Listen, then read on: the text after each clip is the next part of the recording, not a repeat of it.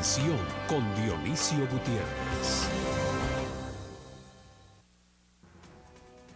Las elecciones generales de 2015 se llevaron a cabo en medio de una de las peores crisis institucionales que ha atravesado el país desde el inicio de la era democrática. Nuestro sistema político fue sacudido por la CICIG y el Ministerio Público, lo que provocó un despertar ciudadano pocas veces visto en Guatemala. Las elecciones fueron aprovechadas por la ciudadanía para depurar el sistema de algunos personajes políticos que encarnaban la corrupción, el saqueo estatal y las prácticas clientelares que han prevalecido en el país durante las últimas décadas. Los ciudadanos ejercieron responsablemente su derecho al voto y acudieron masivamente a las urnas. En la primera vuelta, la participación fue la más alta de la historia, superando incluso las elecciones de 1985. La participación en la segunda vuelta electoral fue la tercera más alta de la historia, superada solamente por las elecciones de 1985 y 2011. Contrario a lo que varios analistas pronosticaban, los ciudadanos optaron por las elecciones y la democracia como la mejor forma de sanear nuestro sistema político. Si se mide la cantidad de votos que obtuvo el candidato ganador como porcentaje del total de empadronados, el presidente electo sería el segundo más votado de la vida democrática moderna del país. Estas cifras representan una responsabilidad histórica para el presidente recién electo. Los ciudadanos le han dado el mandato de eliminar la corrupción del país y, sin duda, serán poco tolerantes ante eventuales comportamientos ambiguos u opacos por parte de su equipo de gobierno. Guatemala tiene una nueva oportunidad y es de esperar que no sea desaprovechada una vez más.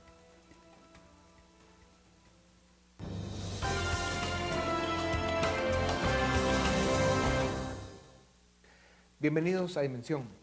Hoy tenemos a un muy selecto grupo de analistas con quienes vamos a platicar sobre los resultados de las elecciones del domingo pasado, cuáles son los grandes desafíos que tiene el próximo gobierno y qué le puede esperar a Guatemala con los grandes problemas y con, digamos, las grandes oportunidades que también tenemos.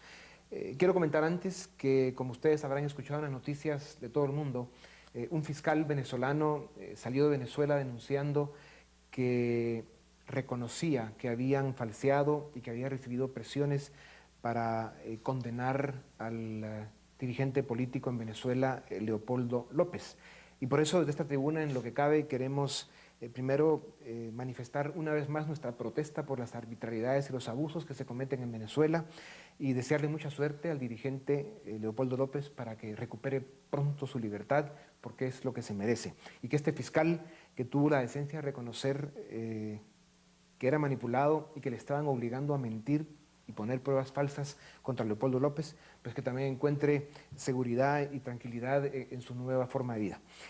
Dicho eso, les presento a nuestro grupo de invitados hoy, que son el doctor Eduardo Fernández, profesor de Escuela de Gobierno y de la Universidad Francisco Marroquín, el licenciado Álvaro Pop, él es experto independiente del Foro Permanente de Cuestiones Indígenas en la Organización de Naciones Unidas, y el licenciado Roberto Ardón, él es director ejecutivo de CACIF. Señores, bienvenidos a Dimensión. Sin duda alguna, el presidente electo, Jimmy Morales, tiene enormes desafíos, pero sobre todo, y probablemente el más grande, es encontrar la forma más efectiva de satisfacer las grandes expectativas que hay en la ciudadanía, en los guatemaltecos. Y para eso entendemos que él tiene, digamos, que acompañarse de dos grandes ejes, que son de alguna forma agendas que él recibe, ¿verdad?, junto con la Presidencia de la República. Una de ellas es una agenda supranacional liderada o dirigida por CICIG, que es una agenda que lo que busca es el seguir rescatando el Estado de Derecho, seguir combatiendo a las redes criminales que hay en el país, que son unas cuantas, y luego fortalecer el sistema de justicia. Y este es un esfuerzo que viene desde hace algún tiempo, en los últimos meses con grandísimos resultados positivos para Guatemala, y realmente deseamos que esto así siga. Y luego la otra agenda, que es más nacional, tiene que ver con un espíritu ciudadano, con un esfuerzo ciudadano que apunta a que se logren las 4 grandes reformas políticas que el país necesita de inmediato, que son la ley electoral y partidos políticos, la ley de servicio civil, la ley de compras y contrataciones y luego la reforma al sistema de justicia. Con esto dicho, y además el presidente electo, próximamente ya presidente en funciones, pues tendrá que tomar una gran decisión, perderse entre la maraña de la administración pública del día a día o realmente quedarse a un nivel de estadista y resolver los grandes temas que Guatemala necesita para realmente devolver la esperanza de mediano y largo plazo. Licenciado Ordón, ¿cuál es su visión de lo que nos viene a Guatemala con el nuevo gobierno? Yo creo que el presidente electo Jimmy Morales tiene una enorme tarea y es cómo traducir ese sentimiento y esa percepción ciudadana de cambio en acciones concretas, efectivas a partir del 14 de enero. Tengo la impresión de que él tiene ahorita 3 tareas por delante. La primera es mostrar y demostrar por qué él va a hacer un estilo de gestión de gobierno absolutamente diferente a lo que hemos estado acostumbrados. Ese es un reto que no es menor, porque el sistema pronto devora a sus hijos y se mueve muy rápidamente para reacondicionarse. Esa es una primera tarea que él tiene y que a través de acciones efectivas y concretas puede empezar a mostrar que hay una diferencia. ¿Cuál pudiera ser una acción de esas? Mostrar el Estado tal cual lo está recibiendo y hacer una radiografía muy puntual del Estado que, digamos, le toca presidir el 14 de enero. Ahí hay un primer elemento. El segundo elemento es priorizar. A ver, recursos no tenemos infinitos. Hay pocos recursos y hemos visto los guatemaltecos cómo esos pocos recursos simplemente llevan el camino de los bolsillos de los sinvergüenzas. Entonces hay que saber priorizar. Y yo creo que hay 2 temas que se han puesto sobre la mesa en los últimos meses que de veras lloran sangre, el tema de educación y el tema de salud, en donde deben haber y percibirse de inmediato también cambios importantes y medidas que hagan que haya una sustancial mejora en la calidad de estos 2 servicios esenciales y públicos. Ahí hay un segundo tema. Y el tercero, Dionisio, es el tema del consenso, porque es cierto que él representa una fuerza política que no tiene una estructura partidaria grande en el Congreso, él mismo, digamos, viene de no ser un personaje de la política, tiene que equilibrar la capacidad de hacer consensos para hacer que el mundo de lo político se mueva en la dirección de la agenda que él plantea, sin que eso represente un compromiso con la vieja manera de hacer las cosas. Entonces yo diría que priorización, cambios efectivos, percibibles por la población y consensos, manejando ese adecuado balance, son las principales tareas que tiene en este momento el presidente.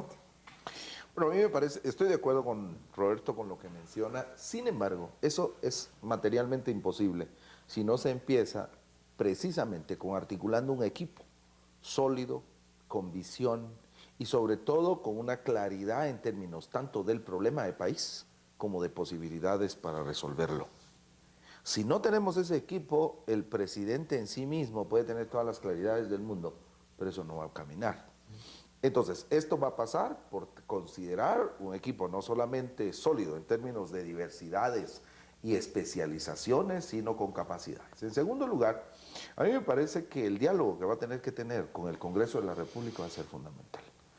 Especialmente porque hemos escuchado, y me parece que es una sombra que puede ser muy especulativa, pero siempre existe, el repetir la historia de Serrano. Y eso creo que trae consecuencias. En esas negociaciones y en esos diálogos tiene que considerar también su capacidad enorme en términos de cintura política, de distanciarse de sectores que han sido significativamente mencionados en la historia negra de este país. Y en ese sentido voy a ser muy directo y decirlo con toda claridad, hay nombres de exmilitares que están trayendo consigo un peso que quizás puede ser injusto ante los ojos de la población, pero totalmente real. Y en esa discusión de posibilidades y de desgastes puede irse mucho tiempo al iniciar el gobierno. Y eso va a traer un desgaste absolutamente innecesario. Y ante los ojos de la población que está súper urgida, está queriendo, y eso me parece bastante injusto, porque obviamente en 3 meses, en los primeros 100 días, va a ser imposible que tenga totales claridades. Y entre la negociación con el Congreso, la articulación de sus equipos, a mí me parece que va a ser difícil que responda. Pero digamos que esperando un país que tenga futuro, es absolutamente necesario dejar una posibilidad y una duda razonable en torno a la capacidad. Yo estoy convencido, viendo al presidente, que una persona no va a ser posible hacer tantas cosas necesarias e históricas para el país, Por eso esperaría que un equipo que alrededor de él pudiera demostrar posibilidades reales, realmente le diera sentido de futuro. Doctor Fernández, suponiendo que se logra desarrollar una visión de Estado como la que aquí se está planteando, la conformación de un equipo de gente que realmente ayude a resolver los grandes problemas de Guatemala, o por lo menos iniciar con un buen diagnóstico primero y luego con las soluciones, y sobre todo los cambios inmediatos que la población quiere. Se hablaba de salud, se hablaba de educación, de seguridad, áreas en las que sabemos que se han cometido terribles actos de corrupción, donde recursos del Estado, del pueblo, son dilapidados de una forma absolutamente irresponsable. Entonces, la pregunta concreta sería, ¿no debiera ser una de las primeras decisiones del presidente Jimmy Morales ejecutar una auditoría en el gobierno, en todos los ministerios y dependencias del gobierno, secretarías, etcétera, consiguiendo a las mejores firmas de auditores, no solo de Guatemala, porque no alcanzarían, sino de la región, con la idea de hacer un diagnóstico real de cómo se están manejando las cuentas, cómo se están llevando a cabo los procedimientos, cuánta corrupción realmente se está llevando a cabo en todas las instancias del gobierno, sobre todo sabiendo que la información es poco clara, que lo que todos sabemos, los ciudadanos sentimos, es de que se pierde demasiado en corrupción en este país, se malgasta, se roba, etcétera. ¿No sería una buena medida una auditoría de 3 meses? Desde mi punto de vista, definitivamente sí, ¿verdad? O sea, yo creo que Jimmy se ha posicionado como la nueva política, ¿no? Y parte de la revolución asociada al concepto de nueva política es el reto de la gobernanza. Guatemala tiene un reto con la gobernanza. Y una palabra clave en gobernanza es transparencia. Yo construyendo un poco sobre las opiniones de todos los colegas, transparencia y consensos son ejes centrales para empezar a construir política pública. Y obviamente asociado a la transparencia necesitamos un diagnóstico. Necesitamos un diagnóstico de cómo hereda la administración pública y el Estado este nuevo presidente Jimmy Morales. De la mano de eso podrá tener la superioridad moral y profesional para decir, a partir de aquí tengo que construir. Esto me lo han heredado a mí. Veremos si puedo resolverlo parcialmente y mejorarlo. Hay muchas cosas que se pueden hacer de inmediato porque todos sabemos y es obvio dónde se pueden cortar temas de corrupción en el gobierno. Pero luego, para ver la cosa más fina y más en detalle de las cuentas de todos los ministerios, pues una auditoría de 3 meses podría darnos resultados reveladores. Vamos a publicidad, regresamos para seguir en Dimensión con un análisis postelectoral.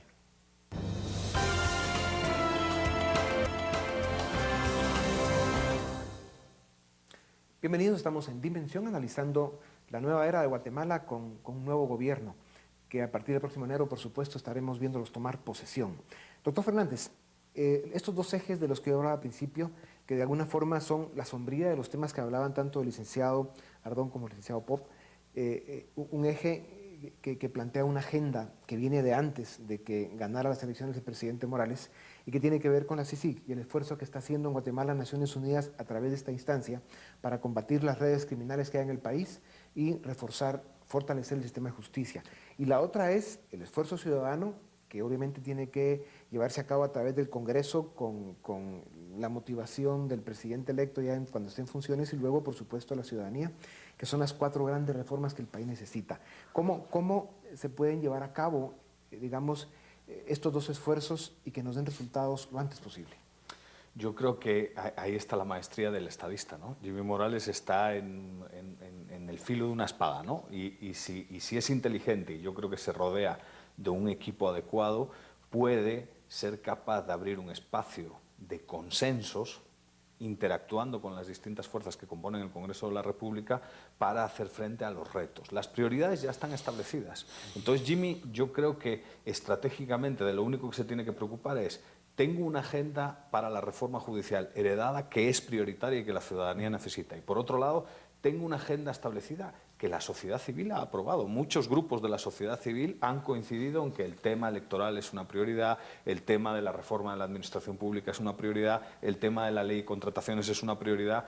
La maestría de Jimmy es cómo generar espacios de consenso y de negociación para verdaderamente estar legitimado en la toma de decisiones y hacer frente a esas prioridades. La agenda ya está establecida. Yo creo que los retos que tiene el Estado de Guatemala, la República, ya están más o menos establecidos. Lo que resta es la maestría del estadista para coordinar a todos los actores y generar una sinergia. Yo quisiera agregar a lo que está mencionando Eduardo dos factores que yo creo que son aprendizajes importantes del proceso del año 2015, que me parece un año interesantísimo y de alguna manera irrepetible. Lo primero es la lección al mundo de lo político. A ver, el partido de oposición más importante y el partido oficial se desplomaron ante nuestros propios ojos durante la campaña. El eje central de la discusión de la campaña terminó siendo ya no el tema de la economía, ya no el tema incluso de la corrupción, sino al final la política contra la antipolítica. Entonces, todos estos mensajes lo que están replanteando es, y el aprendizaje es, hay un coscorrón muy duro que se le ha dado al mundo de la política y del cual nos exige un replanteamiento de la manera en la que estamos haciendo política en el país. Yo creo que ahí hay toda una agenda que es importante abordar, que es uno de los temas que ha mencionado. Esto implica que la ley electoral y de partidos políticos actual implosionó. Sí, claro. Quedó caduca, obsoleta, lo cual impone pues, una nueva ley electoral de partidos políticos. Pero hay otro elemento, otro aprendizaje importante y es el tema de la participación ciudadana. Vamos a ver, desde el mes de abril la gente ha estado protestando y manifestando en la calle, lo ha hecho de una manera muy cívica y creo que es muy interesante lo constructivo que ha sido. Hay que tener mucho cuidado porque tengo la impresión que más de algún político siempre tiene la ilusión de utilizar la participación popular para generar procesos políticos que le favorezcan más adelante. Yo he escuchado a más de alguno decir, si tú no vas a cumplir tus promesas, yo en un mes te tengo llena otra vez la plaza. Y pretender repetir las condiciones de, digamos, de fervor cívico y de protesta para un asunto tan mezquino como puede ser una agenda político de algún político en particular, me parece que es muy preocupante y creo que además es una muy vana ilusión del político creer que él puede mover este. Entonces, ¿a dónde voy con esto? Si hay una participación ciudadana que se ha expresado así, por un caso muy particular, yo creo que el mensaje aquí es cómo lo canalizamos para fortalecer la democracia y no para, digamos, quitarla de su contenido. Ese es un reto que tenemos por delante. Licenciado Pop, el presidente electo, Jimmy Morales, está conformando su equipo de gobierno. Y digamos, los problemas y las realidades que hay en un país como Guatemala es que una tentación muy grande pueda ser el ir a convocar, a invitar a personas de diferentes sectores de la sociedad para dar cierto balance y diversidad a que formen parte de su gobierno. Eso políticamente es muy bien visto. Sin embargo, la cohesión, la coordinación, la posibilidad de hablar el mismo idioma, etcétera, eso, digamos, limitaría mucho el que lleguen personas, primero que no se conocen o que piensan demasiado distinto o que tienen visiones distintas del Estado de Guatemala. Entonces, ¿cómo cree usted que haría mejor el presidente electo en la búsqueda de conformación de su equipo de gobierno?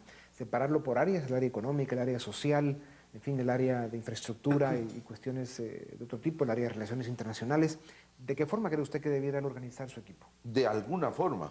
Es que aquí, vamos a ver, el asunto es que tenga claridad cómo quiere tener su gabinete y cómo lo quiere articular. Puede ser por áreas, puede igualmente tener una diversidad. Ahí esa maestría a la que te referías va a empezar ahí, porque si no es capaz de manejar un gabinete diverso, si no es capaz de articular todas las capacidades técnicas en una dirección, no vamos a poder pedirle que lo haga en un país que es diverso. Entonces el esfuerzo y la capacidad empieza en el gabinete. ¿Cómo lo quiere articular? Si el área económica quiere tenerla de una manera, el área social, el área democrática o qué sé yo, cómo lo va a dividir. Lo importante es que tenga algún tipo de metodología y una visión en el sentido de la articulación de su gabinete. Consistencia. Es fundamental, pero depende mucho de su capacidad. Y ahí ese es el tema en muchos sectores, es cuánta capacidad va a tener para esto y cuánta tolerancia debemos de tener para poder entender que está aprendiendo. El asunto es que, como dicen muchos cuando empiezan a trabajar, y sobre todo los jóvenes, es que estoy aprendiendo. Sí, pero perdón, yo no te estoy pagando para aprender. Y eso puede contestar la población y la sociedad guatemalteca cuando diga estoy aprendiendo y estoy aprendiendo rápido. Perdón, señor presidente, pero nosotros no los mandamos a aprender. Aquí tenemos un incendio que necesitamos bomberos experimentados que tienen compañías diferentes para venir a apagar este incendio y luego construir el edificio, pero rápido y bien y de acuerdo a montones de intereses.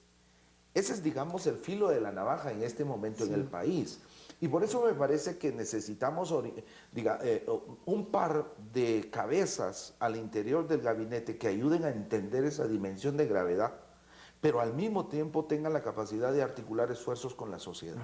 Definitivamente no puede ignorar, y nosotros no podemos dejar de considerar ni los movimientos sociales ni los grupos sectoriales que van a poner sobre la mesa sus intereses. Ya.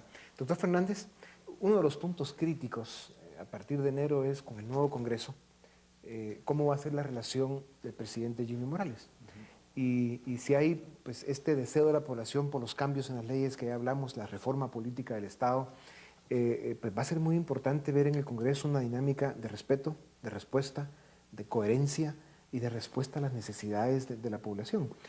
¿Qué actitud cree usted que debiera asumir el presidente y la población también en general si nos encontramos con un Congreso que quiere mantener el status quo, que no quiere cambiar, que quiere seguir con el chantaje, con los negocios y con todo lo que hemos visto en nuestro Congreso desde hace mucho tiempo, lamentablemente? Sí, yo creo que en caso de que se encuentre con un Congreso, digamos, hostil a una reforma, digamos, de la República, que más o menos está consensuada por la sociedad, porque los 4 temas han sido defendidos por medios de comunicación, líderes comunitarios de todo tipo, yo creo que el presidente tiene que, hasta cierto punto, concientizar a la sociedad civil de que presionen a sus representantes. O sea, el Congreso tiene que cooperar. Ahora, mi opinión personal sobre la situación actual en el Congreso es que el Congreso, la elección ha fragmentado en exceso al Congreso y han ingresado nuevos actores en el Congreso. Y parte de los actores que han ingresado en el Congreso están a favor de abrir espacios de diálogo para promover cambios. No todo lo que ha ingresado en el Congreso es malo. Muchas veces se polariza, y más en sistemas presidencialistas, ejecutivo versus legislativo. Pero el legislativo, la ciudadanía ha votado, además en un porcentaje muy interesante, y la fragmentación en el legislativo es muy amplia, y han ingresado nuevos actores que están a favor de proveer ideas y de generar espacios de creatividad para reformar el Estado en las áreas indicadas. Entonces yo creo que Jimmy tiene que aprovechar esos nuevos actores y generar espacios de consenso, porque un país no cambia si las élites, o un porcentaje importante de las élites, no consensúan que cambie. Ahora, justamente después de la segunda vuelta, se ha generado una especie como de estupor político, es decir, los partidos no terminan, digamos, de entender lo que sucedió. De digerir los resultados. De digerirlo, pero yo creo que eso es una oportunidad, porque hablando en términos del Congreso, 3 cosas veo yo que se pueden trabajar.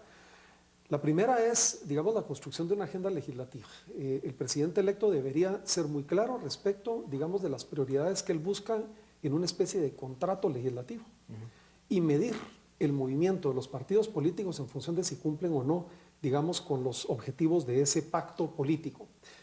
Lo segundo es lo que he llamado la pax legislativa. Los congresos y los diputados tienen la posibilidad de paralizar la acción del Estado. Si a un grupo, a una fracción legislativa se le ocurre la peregrina idea de empezar a interpelar en uso y abuso de ese mecanismo constitucional simplemente para paralizar la acción del Estado, eso hay que denunciarlo. Y yo creo que eso es parte de lo que Eduardo mencionaba, debe ser también la responsabilidad de fiscalización ciudadana. Entonces ahí también. Y lo tercero es... Ahora, antes de lo tercero, licenciado, ¿usted cree que todavía podríamos ver esa actitud en el Congreso después de lo que pasó en el 2015, después del rechazo general que hay contra ese tipo de clase política? Que intentan hacerlo. Eso vamos no me a ver. cabe la menor duda. Ahí es donde los ciudadanos van a tener que decir otra vez presente. Absolutamente. Y ir a poner orden a su representante. Así es. Entonces, ahí hay una manera de medir muy inmediatamente cuál va a ser la responsabilidad, la actitud responsable del Congreso o que no la tenga. Y lo tercero es, hay que reformar los mecanismos internos de los procedimientos legislativos. Ahí hay una batalla táctica que es importante ganar y que hay que aprovechar en este momento, la demanda ciudadana por transparencia, para cambiar la manera en la que, por ejemplo, se integran bloques, se distribuyen asesores, a todo ese mundillo que ocurre a espaldas de la población en práctica legislativa, este es el momento de cambiarlo. Entonces yo ahí veo 3 elementos muy importantes: un contrato legislativo sobre temas importantes, una pax legislativa que los partidos deben en este momento comprometerse a dar, y una reforma interna a los procedimientos del Congreso. Vamos a publicidad y volvemos para seguir en Dimensión con un análisis del proceso electoral que terminó y los grandes retos del nuevo gobierno.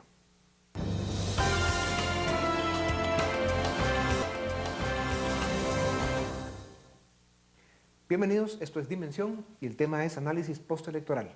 Hay dos temas a los que debiéramos enfrentarnos en los próximos minutos. Uno es la crisis financiera grave que tiene el Estado de Guatemala, ¿verdad? Tenemos un problema presupuestario brutal, donde por un lado hay que hacer evidentemente ahorros muy importantes y uno de ellos debe venir por parar la corrupción, probablemente como prioridad número uno, porque sabemos que la cantidad de dinero que se pierde ahí es brutal.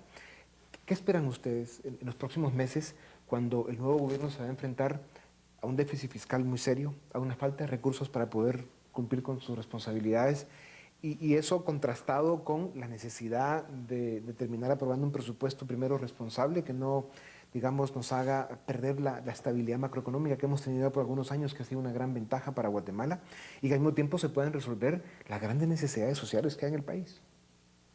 Bueno, yo empezaría respaldando tu propuesta de tener una auditoría de entrada,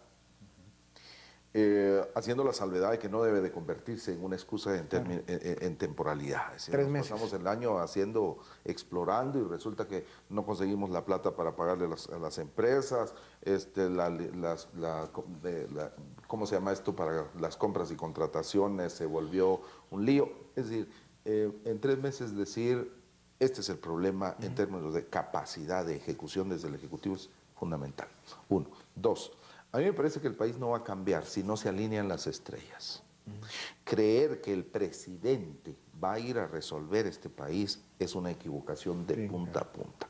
Tenemos que esperar que a partir de la posibilidad o imposibilidad del presidente, tiene que haber una alineación hacia algún sentido, primero de los 3 organismos, pero después de la sociedad. Porque definitivamente si tenemos un Congreso que va en una dirección, el Ejecutivo en otra y el organismo judicial en otra, definitivamente esto no va a cambiar hacia ningún lado.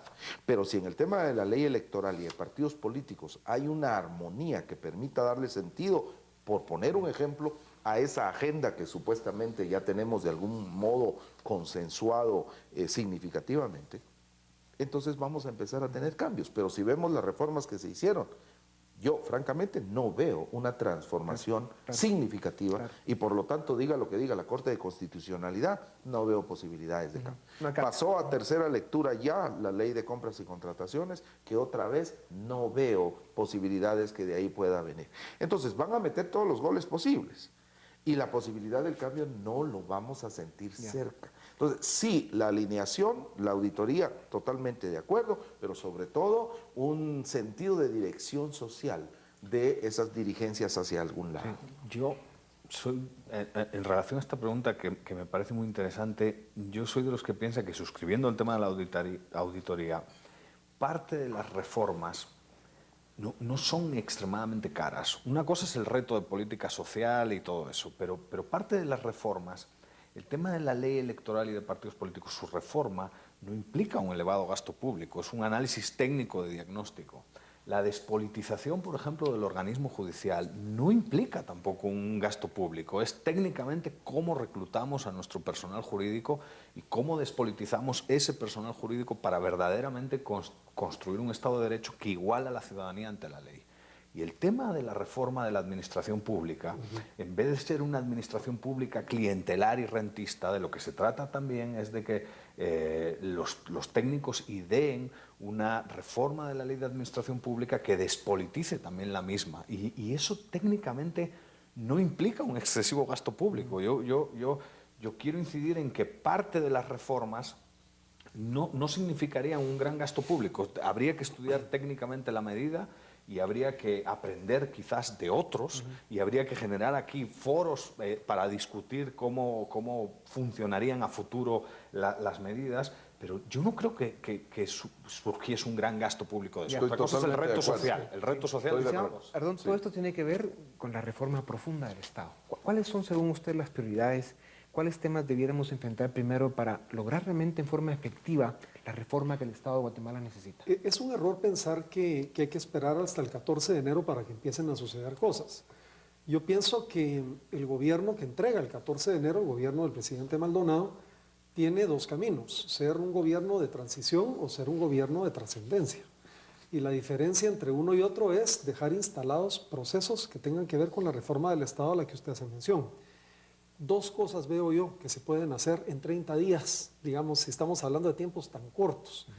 El primero es toda la discusión de la responsabilidad que hay que tener cuando se firman y se acuerdan pactos laborales o sindicales en el Estado que tienen repercusiones presupuestarias terribles en el largo plazo. Hoy hay un proceso que se está iniciando en el marco de la Procuraduría General de la Nación para llamar a varios ministros a que se discuta de manera responsable cuál es el costo de pactar qué en estos acuerdos que se han suscrito, dicho sea de paso muy gamonalmente, en varios gobiernos de los últimos que han pasado. Entonces, ahí hay un proceso que ya se está instalando que creo que es muy importante.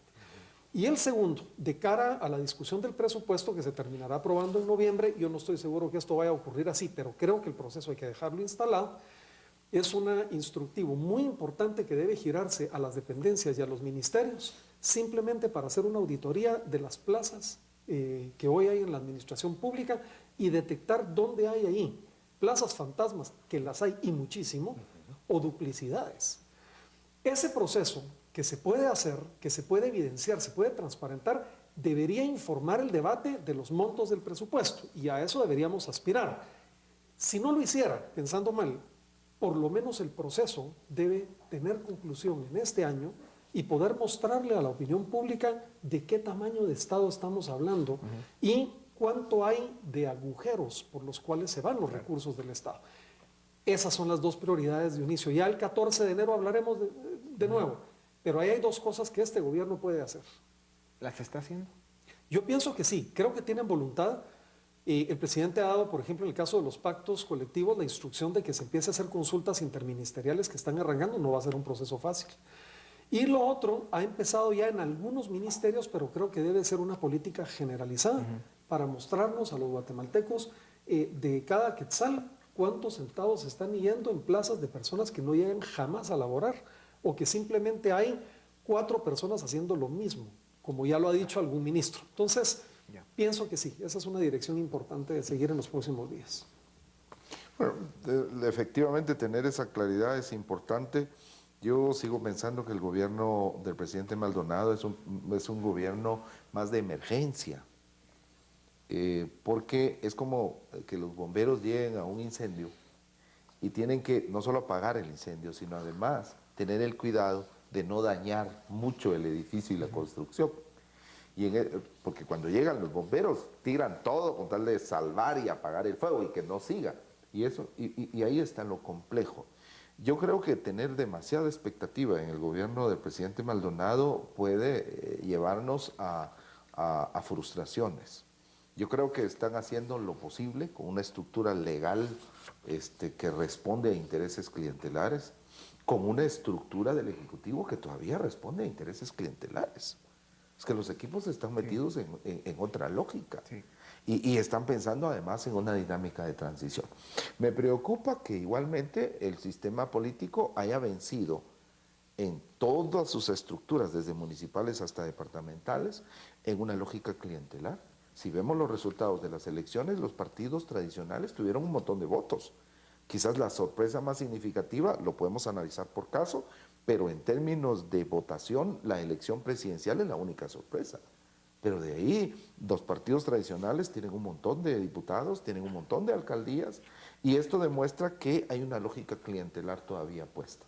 Ante esa lógica clientelar va a llegar un presidente que está anunciando que no va a hacer tal cosa, que sí va a hacer otra, que esa es de nuevo la preocupación que tenemos que tener. Y por lo tanto, me parece fundamental lo de la auditoría en términos de decir este es el tamaño del problema. 2, la capacidad de tener un equipo que realmente sea una generación de valientes haciendo cosas. Porque, y finalmente la alineación de todos los poderes en una dirección. Esa lógica clientelar de la que habla el licenciado Pop tiene que ver con el cambio profundo que necesita la ley electoral y partidos políticos. O sea, esa capacidad que han tenido pues estos políticos, entre comillas, que se repiten como alcaldes por aquí y por allá o que van al Congreso y que obviamente sacaron muchos votos, es precisamente porque han contado con muchos recursos que vienen de corrupción, de narcotráfico y las excepciones que hay de dineros, digamos, transparentes, que son las menos, lamentablemente. En todo caso, al cambiar la ley electoral de partidos políticos, ayuda a transparentar ese proceso, ayuda a evitar el que sigamos con este sistema clientelar que lo que busca pues es eso, no de hacer negocios a las alcaldías o al Congreso. Y luego tiene que seguirse dando este crecimiento ciudadano, este despertar en el pueblo guatemalteco para que realmente veamos que el país no va a ningún lado si seguimos así y que los cambios y las reformas tienen que ser parte fundamental del esfuerzo de los próximos tiempos para que Guatemala pueda llegar donde todos queremos. Lo que sí es cierto es que el 2015, que decía Eli Cardón que va a ser difícil que se vuelva a repetir, yo diría, ojalá no, ojalá veamos que cada vez que las autoridades de un gobierno se vuelven criminales y cometen delitos, terminen donde deben terminar como ha sucedido ahora. Cuando uno hace el inventario de este año, el presidente, la vicepresidente, un presidente del Congreso, varios ministros, presidente del Banco Guatemala, candidatos, o sea, hay 11 diputados con procesos de antejuicio. Presidente del IX. Hay un alcalde en la cárcel también, el presidente del IX. O sea, eso es algo inédito en la historia del país. Y eso debe ser el fundamento para esta gran transformación. En lo que debemos estar conscientes en algo que ustedes dijeron, y es de que, claro, esto que ha cambiado es un poco, digamos, la cara mafiosa del actual gobierno, pero la estructura criminal, las formas, la cultura de hacer las cosas, el sistema clientelar, siguen ahí. Perdón que te interrumpa, pero ahí cuando estás diciendo cultura clientelar, hay algo que tenemos que desmontar y va a ser de más largo plazo. Pero en realidad el daño que se le hizo a la institucionalidad, poniendo como ¿cuál es el puesto? Procuradora General de la Nación, a alguien que fue la presidenta del Tribunal Supremo Electoral, que me permite llegar, que no me permite, pero que opera el proceso electoral en el cual yo gané como presidente de la República. Es un daño terrible en términos de credibilidad. Eso nos lleva a pensar de que aquí hay un juego de intereses que no termino de entender. Y ante la sociedad, por eso es importante hacer cosas buenas que parecen buenas.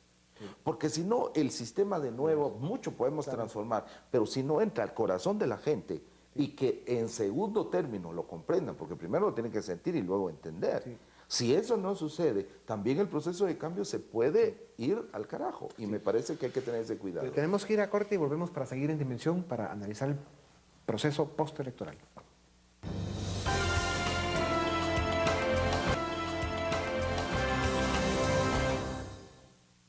Bienvenidos, esto es Dimensión y estamos haciendo un análisis postelectoral.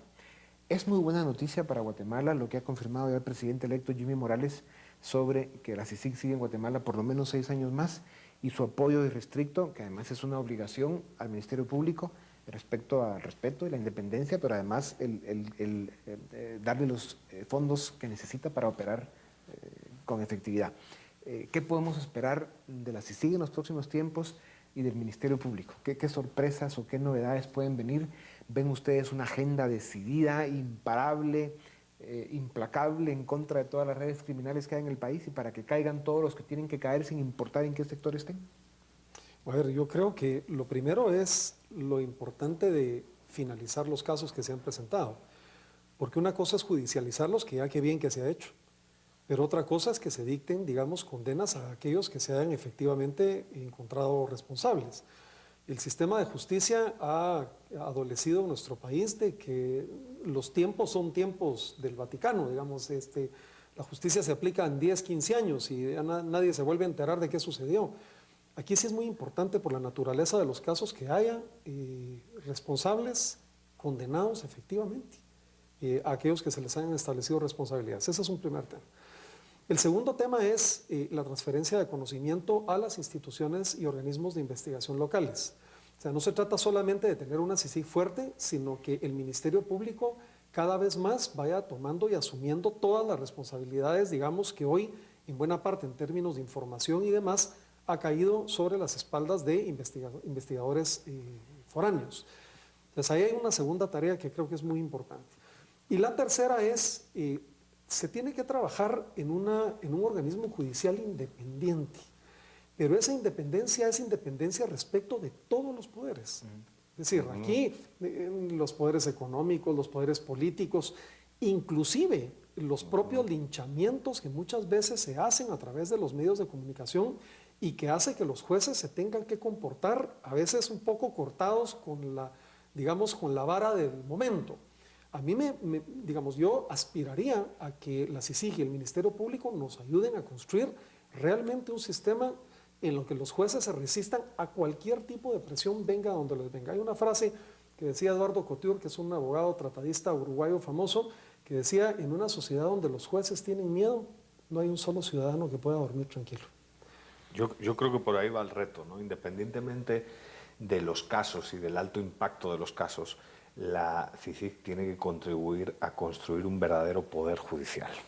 Un poder judicial independiente de presiones legislativas, ejecutivas e incluso ciudadanas, efectivamente. O sea, despolitizar la justicia lo que implica es poner la banda ante los ojos, ¿no? La imagen en los ojos. Y quizás la CICIG de eso sabe mucho porque tiene ese personal capacitado. Entonces, en ese sentido, yo creo que además de participar en los casos en los cuales ya está involucrada, tendría que ser como un organismo de análisis de política pública. Empecemos a idear posibles reformas de cómo transformar el organismo judicial para apoyar, digamos, a los poderes del Estado y con ello aumentar la calidad democrática de todo el sistema, ¿verdad? Totalmente de acuerdo. Solo para seguir esto, yo creo que esa preocupación por la agilidad de la justicia es fundamental.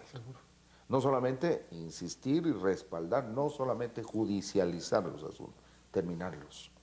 Y en donde haya nombres limpios que aparezcan. Y los nombres y las personas y comportamientos equivocados que se condenen.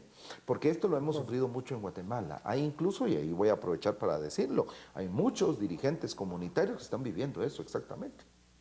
Y hoy estamos viendo tabla rasa en ese sentido. Y este es uno de los combates que hay que hacer para que el sistema efectivamente funcione. Uno. Dos, yo sí creo que llevamos la tendencia de que los ejercicios tipo CICIG se regionalicen.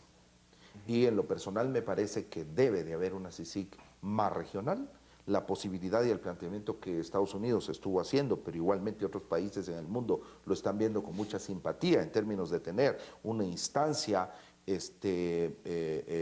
multinacional capaz de enfrentar el crimen transnacional, es fundamental. Si seguimos creyendo que nuestros países, con todas las capacidades del mundo y todos los desarrollos, van a enfrentar el crimen a nivel global, es absolutamente falso. Entonces me parece que esto es fundamental de cara al futuro. Sí. El presidente electo Jimmy Morales es el segundo presidente más votado de la era democrática, en proporción de votos según el padrón electoral. Eso es una gran responsabilidad. ¿Y quién era el primero? Benicio Cerezo. ¿Qué ventajas y desventajas va a tener el presidente Jimmy Morales respecto a todos los presidentes de la era democrática, tomando en cuenta que así como está enfrentando probablemente ya el resultado final del desgaste de las instituciones de la democracia después de muchos años de que les hemos estado agarrando como piñata, donde ha habido excesos de corrupción, malos manejos, etcétera, y por otro lado una situación económica muy complicada para el Estado también, pero al mismo tiempo una institución como CICIG y una ciudadanía más despierta. Digamos, es un poco el contraste o el balance que él puede tener. Pero, ¿qué tipo de presidencia va a enfrentar él? ¿Va a tener más ventajas, más desventajas? ¿Cuál es la visión que ustedes ven? ¿Cómo termina Jimmy Morales la presidencia? Yo creo que, a ver, digamos un reto que él tiene es el tema de las expectativas populares. Porque las expectativas se pueden volver en contra de él mismo, digamos. Y muy rápido. Pero no solamente en el término, digamos, de que la gente esté de acuerdo o no con cosas que se hacen, sino muchas veces también el político puede caer en la tentación de gobernar con el termómetro popular. Y no necesariamente eso es lo que es el mejor consejo. Ahí hay un elemento. Ahora, ¿qué ventaja veo yo? A ver, yo sostenía en una columna que escribí recientemente que el caso de Jimmy Morales es muy interesante porque él es un presidente improbable. Es decir, si uno ve todo lo que ocurrió en el año 2015, era muy poco probable, digamos, que hoy estuviera con 2.700.000 votos elegido para ejercer la presidencia en enero.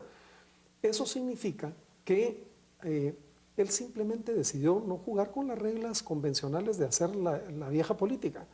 Y creo que en su improbabilidad está el trabajar de manera muy fresca en abordar los temas de Estado desde una perspectiva que no sea la convencional con el manejo que los típicos políticos le han dado al país. Ese creo yo, digamos, que es ventaja y desventaja. Hago un último comentario. ¿Qué es lo que, digamos, esperaría uno al final de su gestión? Yo pienso que él tiene desde muy temprano que decir, digamos, cómo es que él quisiera ver el epitafio de su gobierno. Todos los gobiernos salen con una característica, con una personalidad. Él tiene que decir cuál es la personalidad que quiere, apuntar hacia ese objetivo y trabajar con la gente más honrada, capaz y servidora pública que disponga. En los 2 minutos que nos quedan, ¿qué?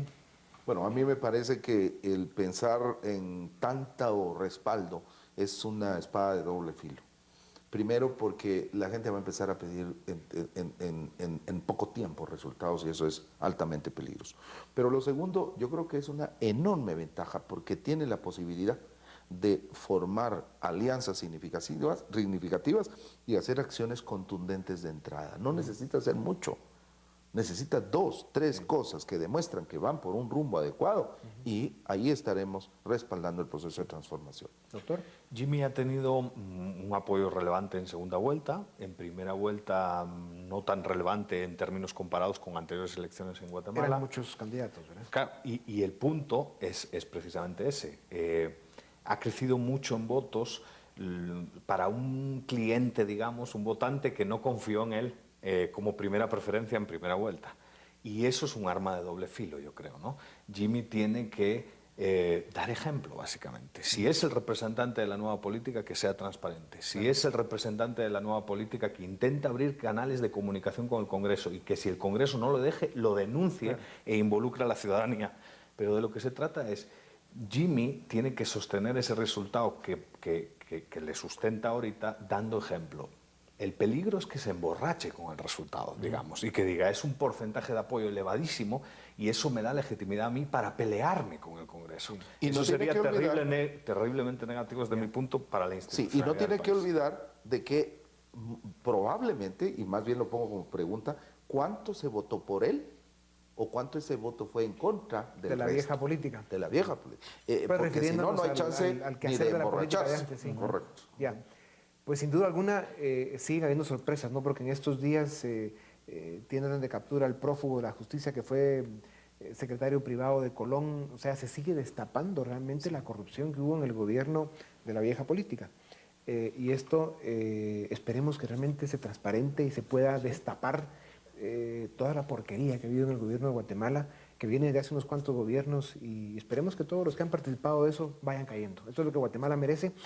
Y a ustedes, pues gracias por habernos acompañado en un programa más. Les deseamos mucha suerte en sus batallas, que son unas cuantas, y que estemos todos muy cerca de este proceso tan importante y tan esperanzador para Guatemala.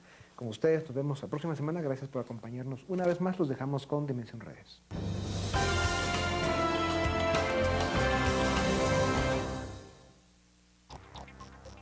Preguntamos a nuestros amigos en redes sociales, ¿qué esperas del nuevo gobierno?